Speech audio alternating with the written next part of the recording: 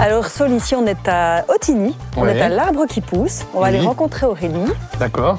Qui est une des lauréates de la campagne Biplanète. Alors quand même, 2-3 mots sur Biplanète. Hein. C'est une fondation qui œuvre en fait pour des collectifs de citoyens qui ont pour projet des projets verts et solidaires.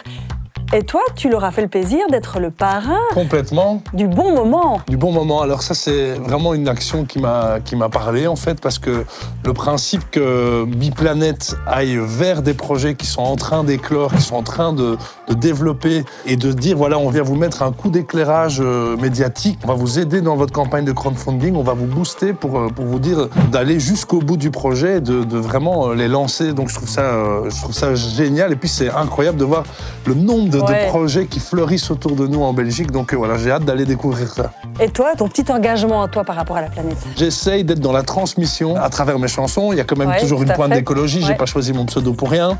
Et puis par rapport à mes enfants, donc moi j'ai 2 ados de 17 et 14 ans qui sont dans des mouvements de jeunesse. Et j'essaye en tout cas de leur transmettre le principe de respecter la planète et surtout d'être dans la solidarité. Je pense que c'est quelque chose d'important. Hein. En tout cas, là, moi je suis solidaire avec toi parce que je suis pas sûre que c'était le bon moment pour une balade dehors. On s'en fout, on n'est pas là pour ça. Exactement. Et puis on a besoin de la pluie. Voilà, on va rencontrer Aurélie? Ouais. Bonjour Aurélie. Et bonjour. Salut, bienvenue. Avec des belles plantes. Oui. C'est magnifique comme endroit. Hein. Vous êtes ici à l'Arbre qui pousse, donc une ferme collective, pédagogique, démonstrative, ouverte au public, dans laquelle il y a une trentaine d'habitants, une vingtaine de porteurs de projets. Sur les terres, il y a du maraîchage, des plantes tinctoriales, de la pépinière, des plantes médicinales, et puis dedans une petite école, une crèche, une boulangerie, un atelier de réparation de vélos. Donc vous êtes dans un micro-village. C'est une micro-vie, quoi. Il se passe tout ici, quoi. Ouais. Et ici, tu disais l'apport justement de Biplanète. Qu'est-ce que ça va amener pour vous ici le financement, du bon moment. Ouais. Grâce au financement du bon moment, on va pouvoir continuer de planter le jardin botanique comestible. On va pouvoir faire plein d'aménagements pour la biodiversité, dont les abris à hérissons, des plantes mellifères. On va pouvoir clôturer la deuxième partie du verger pour qu'il puisse être pâturé par les brebis. Ça va être win-win pour les brebis et pour les arbres fruitiers qui sont là. Et on voudrait pouvoir faire pâturer nos cochons avec un pick tractor. Donc en fait, il nous faut une clôture pour qu'elles puissent brouter l'herbe et préparer des nouvelles zones de culture. Et si tu nous montrais tout ça en dessus? Avec joie. C'est parti, on va planter alors. Hein. On va planter.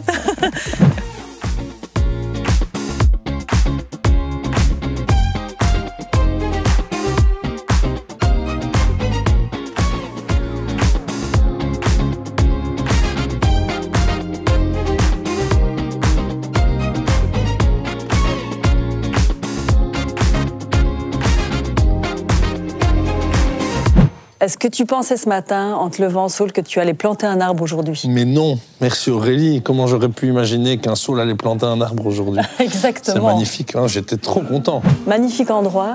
Oui, gros coup de cœur, moi. Franchement, je me projette bien de vivre dans ce style de vie où tout se réinvente comme ça, où les gens vivent ensemble. Ça va peut-être t'inspirer une prochaine chanson? Oh oui, un triple album.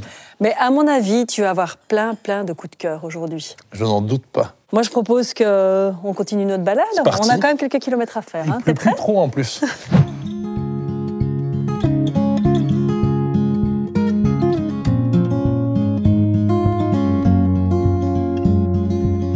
Il y a une récompense après tout ce chemin, évidemment. D'accord. Alors, petite devinette. Ok. Voilà, il y a toute une série d'ateliers ici. Je dois deviner où on va maintenant, c'est ça? Okay. L'inverse de toi. Tu es tout sauf ça.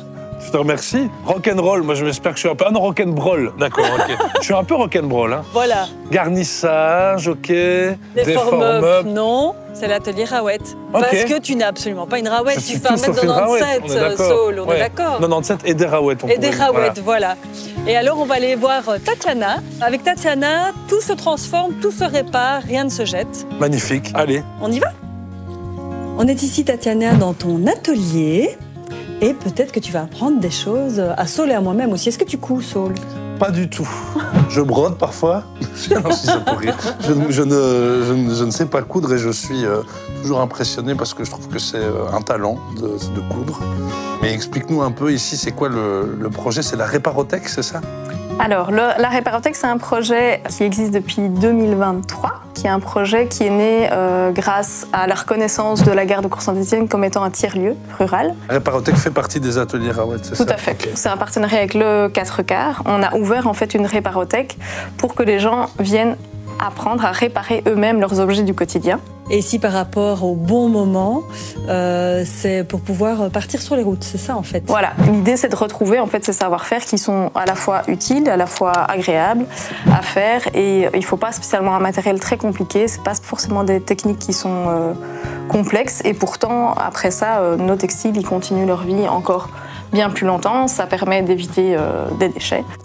On en parlait hors caméra, il y a quand même énormément de déchets textiles aujourd'hui, on ne se rend pas compte, on parle toujours des déchets de plastique ou d'autres choses, mais même en textile, le fait de pouvoir récupérer ces vêtements, ça va permettre vraiment de limiter la pollution textile. La production textile est polluante. Très. Et que le recyclage n'existe pas encore vraiment. On a vu que tu avais des compétences en jardinage, tu as planté un arbre. En fait, c'était pas vraiment un arbre, c'est un arbuste. Hein. Je te vois venir. Est-ce que tu pourrais peut-être apprendre un petit b.a.-ba de la couture à Saules? Oui. Couture machine ou couture main? Ouf, main. Je vois même pas le trou. Il y a un trou là-dedans. Le chat d'une aiguille, c'est ça qu'on dit? Ouais. Je ne vois rien, j'ai pas mes lunettes, je ne vois rien. Je l'ai, moi. Voilà, tu as gagné le défi. Ouais, donc voilà, étape 2. Un travail collaboratif. Voilà, exactement. Et puis qu'est-ce qu'on fait? T'as déjà fait des nœuds comme ça? Non mais regarde, attends, regarde la taille de ses doigts, regarde la taille de mes doigts. Tu fais un nœud simple en fait. Simple. Comme des lacets. Rien n'est simple. Tu tires jusqu'au bout. C'est la première fois? Ton nœud va... C'est la première fois que Saules fait de la couture. Jusqu'au bout, ok. Alors la technique pour un bouton, c'est d'utiliser une fourchette. Fourchette. Parce que si tu cales trop ton bouton, en fait, il n'a pas la place pour être manipulé.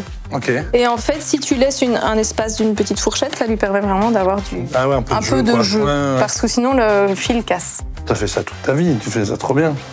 Je repasse par là, on est d'accord. Est-ce que ce bouton tiendra? Et donc après ça, tu repiques, tu repasses dans ta boucle. Il y a quand même un move là. Okay. Ça, à mon avis, c'est à ta portée. Ouais. N'importe quel crétin pourrait faire ça. Non. Bon. C'est nickel. À l'avant, c'est très bien. Et voilà. Tire un peu dessus pour voir si tient. Génial. Merci en tout cas. Merci beaucoup. Merci. C'est super, bravo. Alors, petit atelier avec tes garçons ce soir de reprisage de chaussettes. Maintenant, ça y est, j'ai tout compris, j'ai le filon, donc c'est bon. Alors, il y a 75 lauréats. On va encore aller en voir un aujourd'hui. Ok. J'ai bien senti que tu commences un petit peu à fatiguer parce qu'on a quand même pas mal... Je vois pas ce que tu veux dire. Donc, je me suis dit, mobilité douce, la marche, mais on peut peut-être l'associer avec... Le train S61 de 15h30, voilà. 2. Je dis d'accord. Oui. Allez, on prend. Dis, tu m'as quand même bien eu avec ton train, parce que là, en fait, il n'y a pas de gare à Perouet. Mais non, on s'est un peu perdu. On a beaucoup marché, mais on est arrivé. Ah. Ouais. Et alors, on est où ici? Alors, on est ici. Est-ce que tu aimes bien les animaux? J'adore les animaux. On est au Créavès de Perouet et on va aller retrouver Xavier, qui est responsable ici du centre. Et je crois qu'on va aller voir plein de petites choses qui vont faire battre notre cœur. C'est le moment cute. Exactement. On y va? Allez.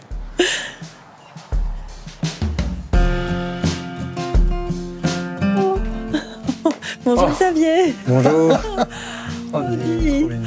Oui, c'est mignon, c'est impressionnant. Ah oui. Tant de beauté dans un si petit être. Qu'est-ce qui lui est arrivé? Malheureusement, ils ont été victimes de l'abattage d'un arbre. Et une personne les a ramassés. Et la personne a tenté de les élever par elle-même pendant une petite semaine. Malheureusement, sur la portée de 3, un est décédé.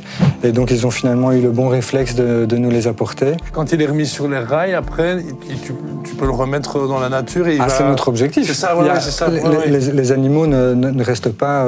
c'est vraiment pour le mettre... les animaux ne restent pas avec nous. Donc, nous, en fait, ce qu'on est, nous sommes une parenthèse dans la vie des animaux. Cette parenthèse n'aurait jamais dû exister. Et on ne doit en aucun cas avoir un impact sur leur vie future, puisqu'ils sont destinés à être rendus à la vie sauvage et à avoir peur de l'homme et à être complètement autonomes d'un point de vue alimentaire face aux conditions météorologiques. On a une zone d'élevage pour les petits oiseaux, une zone d'élevage pour les mammifères, des volières intérieures, des volières extérieures, un parc à renards, un parc à gibier, des grandes volières, dont une grande volière qui sera destinée notamment à la prise en charge des animaux aquatiques. On s'est rendu compte que l'eau est absolument absolument indispensable, que ce soit pour le bon fonctionnement humain, mais aussi dans la prise en charge de nos animaux.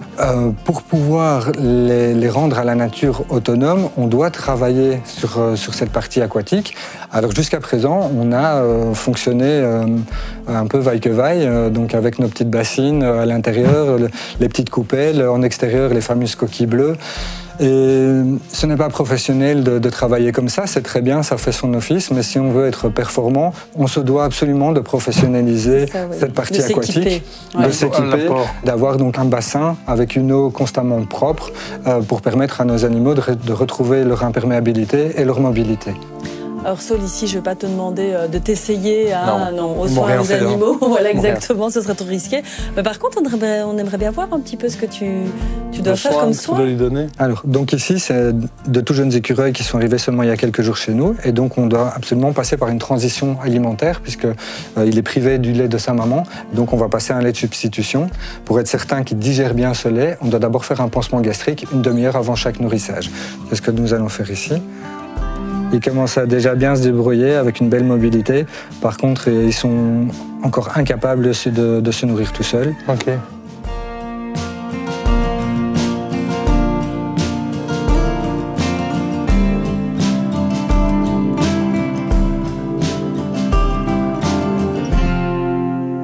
Comme tu ne peux pas repartir avec un petit écureuil, tu repars avec des fleurs. Exactement, c'est mon cadeau de départ. Mais par contre, j'aime bien la symbolique de toutes ces fleurs parce que, je ne sais pas si tu remarques, mais il y a une grande diversité. Tout à fait. Et en même temps une harmonie. Et je trouve que c'est exactement ce qu'on a vécu aujourd'hui. C'est-à-dire qu'on a été voir des choses qui sont quelque part très différentes, mais il y a quand même des points communs dans le fait de prendre soin, dans le fait de partager, de fédérer, de rassembler les gens. Donc je trouve qu'il y a... Finalement, c'est pas mal comme symbolique, non? C'est là qu'on voit que tu es poète, en fait. Et oui. Et ça te fait quoi, justement, d'être parrain de cette première édition? Écoute, je me dis que ça fait vraiment du bien de savoir qu'il y a, en Belgique en tout cas, autour de chez nous, des tas et des tas et des tas d'associations qui existent où il y a des gens, des bénévoles, des gens qui sont employés à l'année, mais il y a énormément de gens qui se responsabilisent et qui se dévouent pour des tas de choses, que ce soit l'agriculture, le soin des animaux, la biodiversité, l'écologie.